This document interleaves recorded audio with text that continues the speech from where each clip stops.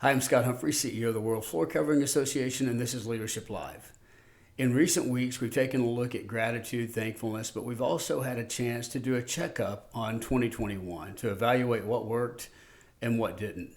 I want to shift gears a little bit now to focus into 2022 and talk about the importance of vision. You've had me talk about vision before, but I want to relate this to the book that you see over my shoulder. We've been doing a lot off of It's Your Ship, and the book written by Captain Michael Abrashoff.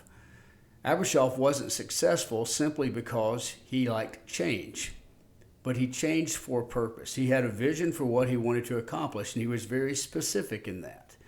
Now, I'll contrast that with a lot of leaders that I've known over my life who simply change for the sake of changing. They'll go into a new organization and think in order to be necessary, they need to change things up, even if what was there before was working. Abrashoff was very specific. He wanted to be the best ship in the Navy, and he wanted to have the best reenlistment rate in the Navy. Visions have to be specific. This morning, I don't know why it popped into my mind, but I was thinking about a time many years ago. I was 12 years old, and my family traveled cross country to Arizona. My grandparents lived in Prescott, Arizona. We decided to meet up with them and go and camp on the rim of the Grand Canyon. I remember meeting one of my uncles for the first time, and one morning waking up, I went over to him and I said, "Hey, do you see that rock abutment up there on the mountain?" I could just see it off in the distance. And I said, "I sure would like to hike up there."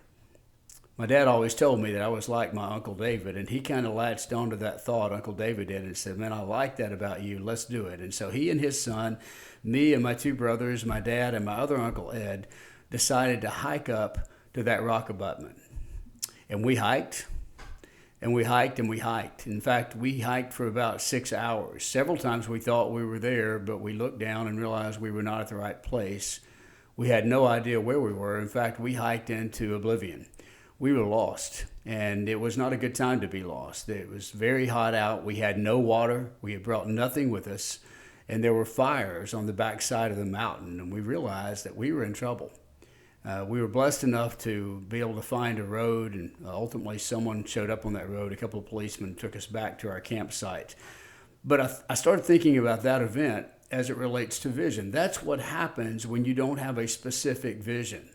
So let me tie that into my story. When you don't have a specific vision, you aren't in control of where you're going. You're simply going. In fact, the elements kind of control where you go. And you have to be very careful that you don't want the whims of the world to be determining your direction. So make sure that you have a specific vision, and make sure that your team is also on board with that vision. You don't want to create a vision that your team does not agree with and then say, go and implement that. You want the vision to be specific, but also one that your team buys into, one that they own as well. Secondly, when you don't have a vision, you don't know when you get there. I can tell you there were at least 3 or 4 times that we would see another rock abutment and we would go, that's it. And we would get to that place and realize, no, this is not the same place that we saw from down there, or it looks different, or we just weren't sure. But without a specific vision, you have no opportunity to celebrate your success because you don't know when you arrive. Finally, I would tell you that when you don't have a specific vision, your natural tendency will always be to look back.